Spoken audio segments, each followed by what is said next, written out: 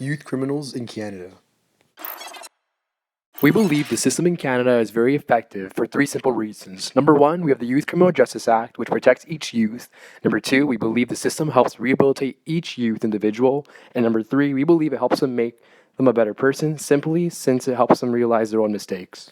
The Criminal Justice Act is intended to prevent crime by addressing circumstances underlying the young person's behavior, rehabilitate young persons who commit offenses, and reintegrate them back into society.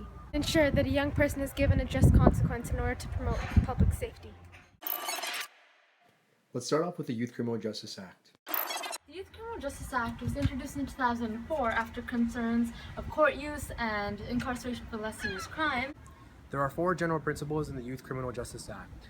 The first one is subsection, which is the intentions of a youth criminal. The second one is accountability, is where the youth has to admit to their mistakes and has to agree to becoming a better person. The third one is social values, where the law recognizes that the youth is in a unique situation because they are just a kid and they're still growing up. And finally, the fourth one is the rights of a youth. The Youth Criminal Justice Act is intended to prevent crime by addressing circumstances underlying the young person's behavior. Since the implementation of the Youth Criminal Justice Act, youths actually charged with the crime decreased from 63% to 42%. The Youth Criminal Justice Act in Canada enforces the rights and freedoms that each youth in Canada has as an individual. It applies to anyone that is 12 and older and 18 and younger. An example would be when a youth cannot be named under the Youth Criminal Justice Act. Rehabilitation back into society. The general rule of the Youth Criminal Justice Act is that the identity of a young person should be protected. This is because the publication of a young person's name would impede rehabilitation efforts, detrimentally affect the young person, and ultimately affect public safety. The YCJA includes many provisions to assist the young person's release from custody. The focus of every sentence must be on reintegration and on measures aimed at assisting the young person not to reoffend. Under the YCJA, every period of custody is followed by a period of supervision and support in the community. This includes intensive rehabilitative custody and supervision orders, and youth sentences for murder. The YCJA states that mandatory conditions that apply to all young persons under supervision in the community. The Youth Criminal Justice Act aids in this. Some of these challenges are a result of the offender's past experiences, and others are associated with the consequences of incarceration and the following difficult transition back into the community. When a young person enters custody, the Youth Criminal Justice Act requires that a youth worker plan with the young person for their reintegration into the community. Prison-based or institutional programming is the first line of programming available. Prison-based programming provides services to incarcerated individuals in order to improve access to education, mental health care, substance abuse, and more. Regular tasks for offenders involved may include participating in electronic monitoring or ensuring that the drug or urine analysis is free from prohibited substances. Assistance-based transition programs are aimed at giving support to identified risk areas once an offender has been released from custody. Programs offer support and assistance to offenders with mental health issues, employment, housing, and financial assistance, and family support.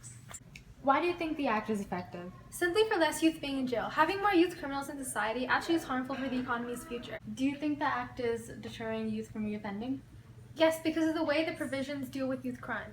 There are so many factors that come into play, and keeping youth identities anonymous is most important because as young children, comments made towards them can influence them. Why is it important to differentiate between youth and adult criminals?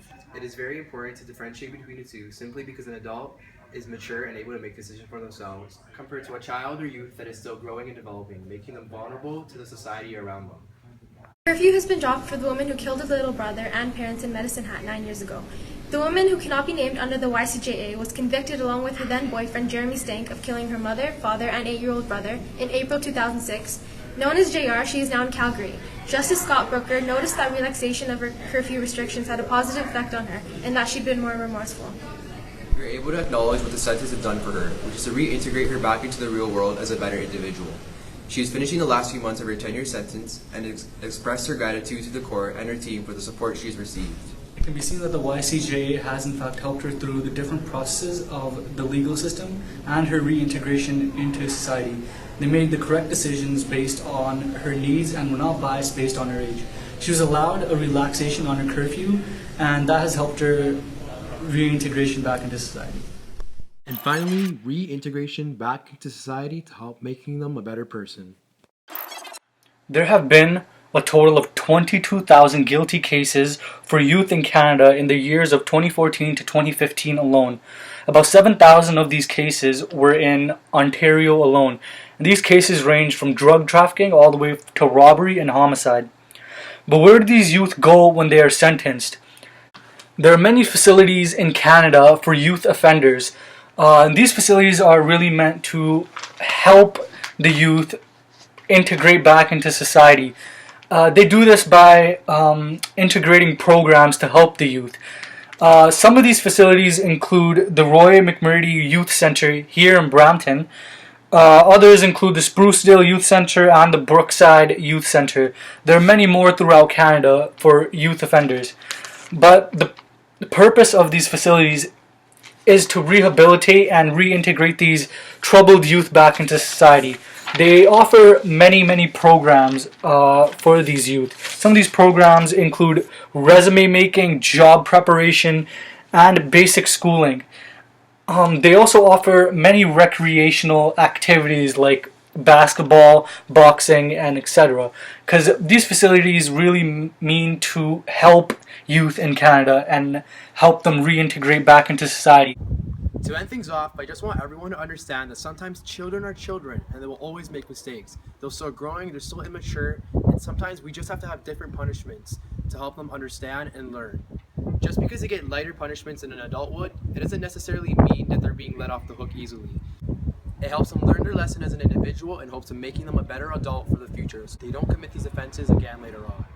Now we must realize that every child isn't a bad child simply because they commit a crime. And the focus of our system in Canada is to not throw a kid away in jail for the rest of their lives, but instead to make them realize their mistakes, because we need to remember as individuals that these children are extremely important in our society. They are the future of our world, so throwing them in jail isn't going to make the situation any better, so we must teach them now. And we believe that the criminal system in Canada will allow them to do so. And that is a brief documentary on why the system in Canada is beneficial for all youth criminals. Thank you.